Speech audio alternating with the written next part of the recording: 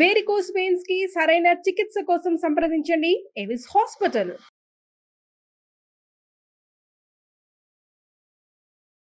నమస్తే శశికాంత్ గారు. నమస్తే ఉషా గారు. కువైట్ లో జరిగిన ఇన్సిడెంట్ ఇప్పుడు మనం చూస్తూ ఉన్నాము. సోషల్ మీడియాలో చాలా వైరల్ గా మారిందని చెప్పొచ్చు. పెళ్ళైన 3 నిమిషాలకే డివోర్స్ తీసుకోవడం అనేది చర్చనీయాంశంగా మారింది.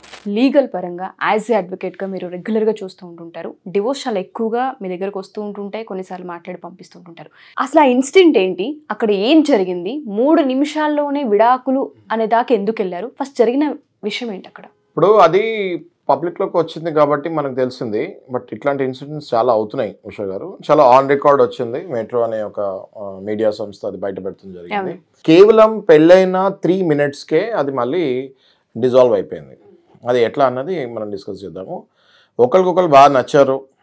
ఓకే, కువైట్లో వాళ్ళు పెళ్లి చేసుకుంటూ జరిగింది. కువైట్లో ఇప్పుడు మనలాగా ఇంత పెద్ద పెద్ద ఫంక్షన్ హాల్స్ ఇవి కాకుండా సింపుల్గా అక్కడ కోర్ట్ మ్యారేజ్ చేసుకుంటారు. దాని తర్వాత ఇంటి దగ్గర ఒక గ్యాదరింగ్ లాగా ఇస్తారు, దాంతో పెళ్ళి అయిపోతుంది. వీళ్ళు ఇంకా కోర్ట్ మ్యారేజ్ జరిగింది, ఇంటి దగ్గరికి వెళ్ళి గ్యాదరింగ్ ఇచ్చే సందర్భం అది. ఓకే, కోర్టులో సాక్ష్యాలు అవి విట్నెస్లు అవన్నీ ఉంటాయి. చక్కగా మ్యారేజ్ చేసుకొని కోర్టు హాల్ నుంచి బయటకు వచ్చారు. పెళ్ళైన 3వ నిమిషం వాళ్ళు ఇంకా బయలుదేరదాం ఇంటికి అని బయటకు వస్తుంతోటి ఆ అమ్మాయి కాలు ఏదో జస్ట్ ఎందులోనో ఇరుక్కొని జారి కింద పడటం జరిగింది. పడగానే వెంటనే ఆ అబ్బాయి చుట్టుపక్కల వాళ్ళు ఏమనుకుంటారు, ఆ అమ్మాయి ఇట్లా నా భార్య ఏంటి, అట్లా ఆ మాత్రం నడుస్తాం కూడా సరిగ్గా రాదా, పడిపోయింది అని అనుకుంటాడు అనే చిరాకు భావంతో ఆ అమ్మాయిని ఎడా తిడతం జరిగింది. అందులో స్టూపిడ్ అని అదని ఇదని ఇష్టం వచ్చినట్టు ఆ అమ్మాయిని తిడతం జరిగింది. నీకు ఆ మాత్రం తెలీదా, కింద చూసుకొని నడవాలని తెలీదా, ఆ రకంగా ఇంకా తిడతం స్టార్ట్ చేస్తాడు. అసలు ఇదేంటి, అబ్బాయి ఏంటి, ఇప్పుడు పెళ్ళయింది, నేను జారి ఇట్లా కాలేదో తగిలింది కింద పడ్డాను అనుకోకుండా నన్ను బాగా చూసుకోవాలి కదా, భర్త అంటే ఏంటి, ఇంకా ఏ సమస్యలు ఎటువంటి సమస్య వచ్చినా ఎదుట నుంచో నన్ను లేపేదే కదా భర్త, అసలు ఇంత చిన్న విషయానికి నన్ను ఇలా తిట్టాడేంటి, ఇంకా ఈయనతో నేను ఎలా కాపురం చేయాలని వెంటనే డెసిషన్ తీసుకుంది అమ్మాయి. వెంటనే స్పాట్లో డెసిషన్ తీసుకుంది, ఇంకా నేను ఈయనతోటి కాపురం చేయను అని చెప్పేసి వెళ్ళి నాకు డైవర్స్ కావాలని కోర్టులో అప్లై చేస్తాం జరిగింది. అప్లై చేయగానే డైవర్స్ ఇస్తాం కూడా జరిగింది. This is called the shortest marriage in the entire country. అసలు మనం వరల్డ్ లో తీసుకున్నా కూడా one of the shortest marriages అనుకోవచ్చు. అంటే కదా కరెక్ట్ గా 180 సెకండ్లు ఉషా గారు, పెళ్ళై 180 సెకండ్లు అయింది, డైవర్స్ అయిపోయింది. అంత ఇన్స్టెంట్ గా రియాక్షన్స్ ఏంటి, డివోర్స్ ఏంటి, అటు అబ్బాయిదైనా అమ్మాయిదైనా ఇటు పక్క పేరెంట్స్ ఉంటుంటారు, ఫ్యామిలీ మెంబర్స్ ఉంటారు, డివోర్స్ వరకు వెళ్ళే అంత దాకా ఆ ఇన్సిడెంట్ అంత ప్రభావితం ఎలా చేసింది అంటారు, కారణాలు ఏంటి? మీరు ఆలోచించండి ఉషా గారు, ఇప్పుడున్న అమ్మాయిలు కానీ ఇప్పుడున్న అబ్బాయిలు కానీ they are not accepting each other. ఎవరిని యాక్సెప్ట్ చేయట్లేదు. 99% వాళ్ళు నాకు ఈ జీవితం ఎందుకు, జీవితాంతం నేను ఇలాంటి వాడితో ఉండాలా అని చెప్పి ఇమీడియట్గా డెసిషన్స్ తీసుకుంటారు. దీనికి ఎన్నో కారణాలు ఉన్నాయి. ఇన్ఫ్యాక్ట్ ఈ టాపిక్ మనం డిస్కస్ చేసుకునేటప్పుడు I was also little shock మీరు చెప్పిన తర్వాత. సరే ఇది అనాలిసిస్ చేద్దాము, ఎందుకంటే మాక్సిమం నా దగ్గరికి వచ్చేవి డైవర్స్ కేసెస్. అనాలిసిస్ చేద్దాము, ఇది అసలు ఎందుకు ఎట్లా జరుగుతుందా అనాలిసిస్ చేద్దాము అని నేను కొన్ని పాయింట్స్ కూడా రాసుకుంటాం జరిగింది. సో విత్ యువర్ పర్మిషన్ నేను మీకు పాయింట్స్ కూడా నేను చెప్తాను క్లియర్గా. సో ఇప్పుడు ఒకళ్ళ మీద ఒకళ్ళకి 0% పేషెన్స్తో ఉంటున్నారండి వచ్చేవాళ్ళు. ఒకళ్ళ మీద ఒకళ్ళకి అసలు పేషెన్స్ అన్నది యాక్సెప్టే చేయట్లేదు. ఓపిక అన్నది కంప్లీట్గా నశించిపోయింది. That is number 1 point. మనం రెండో పాయింట్ కనుక తీసుకుంటే ఒకళ్ళు వీళ్ళు ఈజీగా ఇన్సల్ట్ చేసుకుంటున్నారు. అంటే భార్య ఏదైనా చేయరాని పని, ఏదైనా చిన్న తప్పులు ఏమైనా చేస్తే నేను ఎదుటి నుంచోవాల్సింది పోయి హస్బెండే భార్యని ఇష్టం వచ్చినట్టు తిట్టేస్తుంటే అది ఇన్సల్ట్గా ఫీల్ అవుతారు కదా ఆ భార్య. ఇప్పుడు ఆ ఇన్సల్ట్ తీసుకునే భార్యకు కూడా ఇంతకుముందు పాత రోజుల్లో భార్యలు ఏదైనా హస్బెండ్ అన్నా కూడా తట్టుకునేవాళ్ళు. ఇప్పుడు వాళ్ళు తట్టుకునే పరిస్థితులు, 2 చేతులు కలుస్తూనే తప్పట్లు అన్నట్టు వీళ్ళు ఏదైనా ఒక మాట అనగానే వీళ్ళు ఏది కాకముందే ఒక మాట అంటాము, మాట అనగానే వీళ్ళు విరుసుకు పడతాము. ఇంక ఎవరు కాంప్రమైజ్ సిచ్యువేషన్లో లేరు ఇప్పుడు. అదొకటి. ఇంకోటి మనం తీసుకుంటే డిస్యాక్సెప్టెన్స్, డిస్రెస్పెక్ట్ ఆన్ ఈచ్ అదర్. అంటే అసలు ఈయన ఒక మాట అనకపోని ఎవరైనా, హస్బెండ్ అని కాదు, ఎవరైనా ఏదైనా అనేది నేను యాక్సెప్ట్ చేయను, నేను దేనికి కాంప్రమైజ్ కాను, అత్తమామ దగ్గర నేను కాలు మీద కాలు వేసుకొని కూర్చుంటాను, నేను ఎందుకు లేచి నుంచోవాలి. లేకపోతే అబ్బాయి ఒకవేళ మనం తీసుకుంటే అమ్మాయి పుట్టింటికి నేను వెళ్ళను, నేను ఎందుకు వెళ్ళాలి, there is no acceptance between two families లాగా అయిపోతుంది. అండర్స్టాండింగ్ అనేది అసలు ఒకళ్ళ ఫ్యామిలీని ఒకళ్ళు యాక్సెప్ట్ ఎందుకు చేయాలి, why should I accept them అన్న స్టేజ్కి వెళ్ళిపోతున్నారు. మనం ఇంకో పాయింట్ కనుక తీసుకుంటే ఇప్పుడు చూడండి, డిస్రెస్పెక్ట్ ఆన్ మ్యారేజ్ అనే ఇన్స్టిట్యూషన్ మీదనే అసలు డిస్రెస్పెక్ట్ అంటే ఈ పెళ్ళి, ఈ 7 అడుగులు వేయాలి, సప్తపది చేయాలి, ఒక 70 ఏళ్ళు కలిసి కాపురం చేయాలి, పిల్లలు మనవాళ్ళు, అంటే ఒక విజన్ లేదు వీళ్ళకి. మ్యారేజ్ జరిగిన తర్వాత నా ఫ్యామిలీ ఇలా ఉండాలి, సొసైటీలో మనం ఇలా బతకాలి, ఒక స్టేచర్ ఉండాలి, ఒక స్టేటస్ ఉండాలి, మనల్ని చూసి నెక్స్ట్ పెళ్ళిళ్ళు చేసుకోబోయే వాళ్ళు ఆదర్శంగా తీసుకోవాలి అన్నది లేనేలేదు. అసలు వైవాహిక జీవితం మీద, వైవాహిక బంధం మీద డిస్రెస్పెక్ట్ ఆన్ ద మ్యారేజ్ అనే ఇన్స్టిట్యూషన్ మీద కంప్లీట్ డిస్రెస్పెక్ట్ అండి. ఇంకోటి తీసుకుంటే ఇన్సిడెంట్ గ్రాంటెడ్ గా తీసుకుంటారు. అంటే పెళ్ళయింది, ఇంక ఇది అయిపోయింది, ఇంక నేను ఎలా ఉన్నా భరించాలి, నేను ఎలా ఉన్నా భరించాలి అని భార్య అనుకుంటుంది, నేను ఎలా ఉన్నా భరించాలి అని భర్త. అంటే ఇంకా ఒకళ్ళకొకళ్ళు కాంప్రమైజ్ అవుదాము, సిచ్యువేషన్స్ మీద గొడవలు పడకుండా ఉందాము, పేషెన్స్, మనం అన్నట్టు పేషెన్స్ అండర్స్టాండింగ్ ఉందాం, మిస్అండర్స్టాండింగ్ తెచ్చుకోకుండా ఏదైనా ఉంటే డిస్కస్ చేసుకొని సాల్వ్ చేసుకుందాము అన్నది పోయింది. ఇన్సిడెంట్ని గ్రాంటెడ్గా తీసుకొని పెళ్ళయింది, నేను ఎలా ఉన్నా ఈమె నన్ను యాక్సెప్ట్ చేయాలి, అలాగే ఆమె కూడా పెళ్ళయింది ఇంకా అయిపోయింది, నేను ఎలా ఉన్నా నా హస్బెండ్ నన్ను యాక్సెప్ట్ చేయాలి అన్నది ఒకటి ఎక్కువగా తీసుకుంటాం జరుగుతుంది. Immatured marital decision. ఎంత ఇమ్మెచ్యూర్డ్ మ్యారిటల్ డెసిషన్ అంటే ఇది, అసలు ఆ అబ్బాయి నాకు కుదురుతుందా కుదరదా, అసలు ఆ అమ్మాయికి నాకు కుదురుతుందా కుదరదా, నాకు వయసు అయిపోతుంది, నాకు ఈ సంబంధం వచ్చింది, నేను చేసేసుకోవాలి. ఇట్స్ ఎ బిజినెస్ డీల్ లాగా అయిపోతుంది ఇవాళ మ్యారేజ్ అనే ఇన్స్టిట్యూషన్.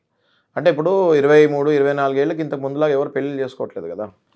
నాకు వయసు అయిపోతుంది, నాకు సంబంధం వచ్చింది, నాకు 30 ఏళ్ళు దగ్గర పడ్డాయి, నేను ఇప్పుడు చేసుకోకపోతే మళ్ళీ సంబంధం వస్తుందో రాదో నాకు తెలియదు, so take a decision, I want to marry. So మీరు అన్నట్టుగా ఈ పాయింట్స్ వైజ్గా మనం చూస్తే ఇన్మెచ్యూరిటీ కనిపిస్తుంది, వివాహ వ్యవస్థ పైన అవగాహన లేకపోవడం, అండర్స్టాండ్ లెవెల్స్ లేకపోవడం, అండ్ దాంతోపాటు ఒక లేబులింగ్కి వచ్చేయడం, ఒక సిచ్యుయేషన్ యాక్సెప్టెన్స్ చేయలేకపోవడం, ఇవన్నీ ఒక ఎత్తు అయితే ఆ వివాహానికి సంబంధించి ఆ ఇన్సిడెంట్ కనుక మనం చూస్తే అక్కడ పేరెంట్స్ ఉంటూ ఉంటారు, దాంతోపాటు పెళ్ళికి వచ్చిన బంధువులు ఉంటుంటారు, వాళ్ళైనా ఇనిషియేటివ్ తీసుకొని చెప్పాల్సిన పరిస్థితి ఉంటుంది. 3 నిమిషాల్లోనే తంతు పూర్తి చేసేలా ఉంది అంటే అక్కడున్న మనుషులు కానీ, దానిలో పార్టిసిపేట్ చేసిన పేరెంట్స్ని కానీ ఏ విధంగా చూడాలి అంటారు? అంటే వివాహ వ్యవస్థ అనేది అంత ఈజీ అయిపోయిందా? అంతే కదండి. ఇప్పుడు ఈ జనరేషన్లో వివాహం అన్నది ఒక కమిట్మెంట్ లాగా చేసుకుంటున్నారు తప్ప, అంటే చేసుకోకపోతే ఇంకా ప్రాబ్లం, నాకు మళ్ళీ సంబంధాలు రావాలని చేసుకుంటున్నారు. ఎంత షార్ట్ టెంపర్డ్ చూడండి మీరు. ఇప్పుడు ఈ ఘటనలో చూడండి, అది ఏ దేశమైనా కానీ అది మనుషులే కదా. సో ఈ ఘటన చూడండి మీరు, పెళ్ళైన 3 నిమిషాలకే ఒకళ్ళు అంటే ఎంత ఈగో ఫీలింగ్ లో ఉన్నారో చూడండి, ఎంత షార్ట్ టెంపర్ లో ఉన్నారో చూడండి. ఇద్దరు షార్ట్ టెంపర్ లో ఉన్నారు ఇందులో ఇన్సిడెంట్ లో చూస్తే. అటు హస్బెండ్ షార్ట్ టెంపర్డ్, ఇటు wife short tempered. Okay, husband నా పరువు పోద్దేమో, నా భార్య అందరి ముందు పడిపోయింది అని ఈగో ప్లస్ షార్ట్ టెంపర్ లో తిట్టేశాడు. ఆ వైఫ్ ఏమో సరే అందరి ముందు తిట్టేశాడు, ఇంక నేను వీడితో ఉండేది ఏంటి అని చెప్పి వైఫ్ ఇమీడియట్ గా. ఇద్దరు షార్ట్ టెంపర్, ఇద్దరు ఇంపల్సివ్. అంతేకాకుండా మీరు చూడండి, ఈ అబ్బాయిలకు కానీ అమ్మాయిలకు కానీ ఎక్స్టర్నల్ ప్రెషర్ ఎక్కువ ఉంటుంది. అంటే ఎక్స్పెక్టేషన్ ఎక్కువ ఉంటుంది. అంటే ఇదిగోండి, నువ్వు మ్యారేజ్ చేసుకుంటున్నావు, మరి నీ హస్బెండ్ ఎట్లా ఉంటాడు, వాళ్ళ ఫ్రెండ్స్ దగ్గర, వాళ్ళ చుట్టాల దగ్గర, మీ ఆయన ఎలా ఉంటాడు, ఎలాంటి వాడు నువ్వు చేసుకుంటున్నావు, ఇన్ని రోజులు మరి ఇలా మాట్లాడావు, ఇన్ని రోజులు నువ్వు ఇలా స్టైల్ కొట్టావు కదా, ఇన్ని రోజులు ఇలా స్టైల్ కొట్టావు కదా మా దగ్గర, మరి ఇప్పుడు నువ్వు చేసుకునేవాడు ఎలా ఉంటున్నాడు, వాడి స్టేచర్ ఏంటి, వాడి లుక్స్ ఏంటి, ఈ ఎక్స్పెక్టేషన్స్ హెవీ అయిపోద్ది. ఎప్పుడైతే ఈ ఎక్స్పెక్టేషన్స్ హెవీ అయ్యి వచ్చేవాడు వాళ్ళ ఫ్రెండ్స్కి నచ్చకపోయినా కూడా ఈమెకు ప్రాబ్లం అవుతుంది. మీకు అర్థమైంది కదా. Similarly with the boy also. Okay, no choice for the boys also. Boys కూడా సిమిలర్లీ, మరి ఇంత పెద్ద మాటలు మాట్లాడతారో, నువ్వు చేసుకునే వైఫ్ మరి ఇప్పుడు ఎట్లా ఉంది అని వాళ్ళ ఫ్రెండ్స్ ఏం కమెంట్ పాస్ చేస్తారో అనే టెన్షన్లో ఈ బాయ్స్ కూడా పెళ్ళిళ్ళలో ఎక్స్టర్నల్ ప్రెషర్. ఈ ఎక్స్టర్నల్ ప్రెషర్ అంటే ఏంటి, హెచ్చులకి వెళ్తూ ఉంటారు అన్నమాట వీళ్ళు. అంటే ఇప్పుడు నేను చేసుకోబోయే భార్య ఇలా ఉంటుంది, నేను చేసుకోబోయే భర్త ఇలా ఉంటాడు, ఆయన దగ్గర బెంజ్ కార్ మినిమం ఉంటుంది. ఇప్పుడు ఆ పెళ్లి చేసుకునే టైంకి వాడి దగ్గర ఇండికా కూడా ఉండకపోవచ్చు. కళలు వేరు, ఎక్స్పెక్టేషన్స్ వేరు, ప్రాక్టికల్ లైఫ్ వేరు. అది దయచేసి అర్థం చేసుకోవాలి. మీరు కాలేజీల నుంచి అప్పుడే ఫ్రెష్గా బయటకు వచ్చి ఉంటారు, సినిమాలు బాగా చూస్తూ ఉంటారు. సినిమాల్లో హీరోల్లాగా ఉండాలంటే ఆ సినిమాల్లో హీరోలు కూడా నిజమైన లైఫ్లో కొంతమంది డిప్రెషన్కి వెళ్ళి సూసైడ్ చేసుకునే వాళ్ళు ఉన్నారు. ప్రాక్టికల్ లైఫ్ వేరు, సినిమాలు వేరు. అది ఎప్పుడైతే అది అర్థం చేసుకొని తత్వం బోధపడుతుందో వీళ్ళు కరెక్ట్ ట్రాక్లోకి వస్తారు. ఇన్స్టెంట్ రియాక్షన్స్ అనేవి డెఫినెట్లీ ఉషా గారు. ఈ ఎక్స్టర్నల్ ప్రెషర్స్ వల్ల చాలా మ్యారేజెస్ కుప్పకూలుతున్నాయి. మనం గతంలో మాట్లాడుకున్నాం, ఎన్నో డైవర్స్ డిస్కస్ చేసుకున్నాం, రెగ్యులర్ గా వింటూ ఉంటాం. పెళ్ళైన మరుక్షణం, నేను మీకు ఇంకా చాలా విచిత్రమైన విషయం చెప్తాను, పెళ్ళైన మరుక్షణం, ఇప్పుడు ఇది 3 నిమిషాలు అయింది, మన ఇండియాలో ఏం తక్కువ లేదు, మనం కరెక్ట్గా మన ఇండియాలో కూడా జల్లడబడితే 1 నిమిషంలో విడాకులు అయినా కూడా చాలా దొరుకుతాయి. ఓకే, నా దగ్గరికి వచ్చిన కేసులో కేవలం ఆ అబ్బాయి లాంగ్వేజ్ సరిగ్గా లేదని విడాకులు కోరుకుంది ఆ అమ్మాయి. అంటే ఆ అబ్బాయి మాట్లాడే లాంగ్వేజ్ సరిగ్గా లేదని విడాకులు తీసుకుంది ఆ అమ్మాయి. మరి దీనికి ఏం చెప్పాలి ఇప్పుడు, అర్థమవుతుందా మీకు? సో ఈ అబ్బాయి ఇంకా నేను చెప్పుకుంటూ పోతూ ఉంటే చాలా సిల్లీ రీజన్స్ వల్ల విడాకులు తీసుకున్నవి కోకొల్లలు చూస్తున్నాను నేను ఈ మధ్య. దయచేసి పేరెంట్స్ పిల్లలకి చెప్పాల్సింది ఏంటి అంటే, సర్దుకుపోవాలి, ఆ తర్వాత విపరీతంగా అయినప్పుడు ఇంకా కుదరనప్పుడే డైవర్స్కి వెళ్ళాలి. మీరు అలా అని చెప్పి సర్దుకుపోవాలని చెప్పేసి టోటల్గా హారబుల్ పర్సన్ తోటి జీవించే అవసరం లేదు. అలా అని చెప్పి అది చిన్న ఇన్సిడెంట్ అయితేనే ఇంకా నాకు డైవర్స్ కావాలని చెప్తే, balance, you have to balance your life somewhere. అప్పుడు కానీ మన జీవితాలు బాగుపడే ఛాన్సెస్ చాలా తక్కువ. మ్యారేజ్ అనే వ్యవస్థ స్పెషల్లీ మన ఇండియాలో హిందూ సంస్కృతిలో చాలా పవిత్రమైన ఇన్సిడెంట్ అది. ఏదైతే ఆ మ్యారేజ్ అనే ఇన్స్టిట్యూషన్ మనం పెట్టుకున్నామో అట్లాంటిది కుప్పకూలకుండా ఉండాలి అంటే పేరెంట్స్ అనే పాత్ర చాలా ఎక్కువగా తల్లి తండ్రి పిల్లల ముందు బిహేవియర్ కానివ్వండి, లేకపోతే కొట్టుకోకుండా నీట్గా ముందుకు వెళ్తాం కానివ్వండి, ఒకరి కష్టాల్లో ఒకరు సపోర్ట్ చేసుకుంటాం కానివ్వండి, ఇవన్నీ కూడా పిల్లలు అబ్జర్వ్ చేసి రేపొద్దున ఫ్యూచర్లో వాళ్ళకి పెళ్లి చేసుకోవాలనే కోరిక రావాలి. అంతేగాని మీరు కొట్టుకునే మీ ఫైటింగ్ ఇన్సిడెంట్స్, మీ ఇన్సిడెంట్స్ చూసి నాకు అసలు పెళ్ళంటే విరక్తి బాబోయ్ అనే పిల్లలు కూడా మా దగ్గరికి వస్తున్నారు. ఇప్పుడు భార్యాభర్త కొట్టుకుంటున్నప్పుడు పిల్లలు 10th క్లాస్ ఇంటర్మీడియట్కి వచ్చేసి ఇంకా కొట్టుకుంటున్నారు తల్లి తండ్రి. మరి ఆ పిల్లలకి ఇంకా పెళ్ళి అనే వ్యవస్థ మీద విరక్తి కలుగుతుంది కదా. 50% రీజన్ ఇప్పుడు పిల్లలు ఎందుకు పెళ్లి చేసుకోవద్దు, నో మ్యారేజ్, డింక్లు, డ్యూల్ ఇన్కమ్, నో కిడ్స్ ఇవన్నీ అంటున్నారు కదా.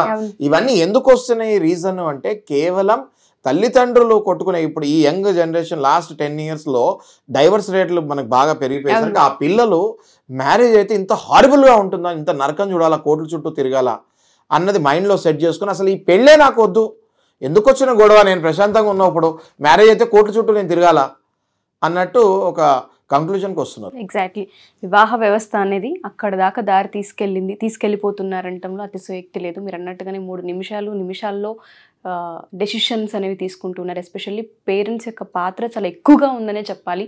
ఆ పేషెన్సీ లెవెల్స్ అయినా, అండర్స్టాండింగ్ అయినా, ఒకరికొకరు సర్దుకుపోయే తత్వం అయినా సరే ఎప్పుడైతే వీళ్ళు బోధిస్తూ ఉంటుంటారో పిల్లలకి అది తెలియకుండానే అబ్జర్వ్ చేసుకునే అవకాశం ఉంటుంది. థ్యాంక్ యూ సార్, దీనిపైన విశ్లేషణ ఇచ్చినందుకు, ఎస్పెషల్లీ కారణాలని ఎక్స్ప్లెయిన్ చేసినందుకు. Thank you sir, thank you so much.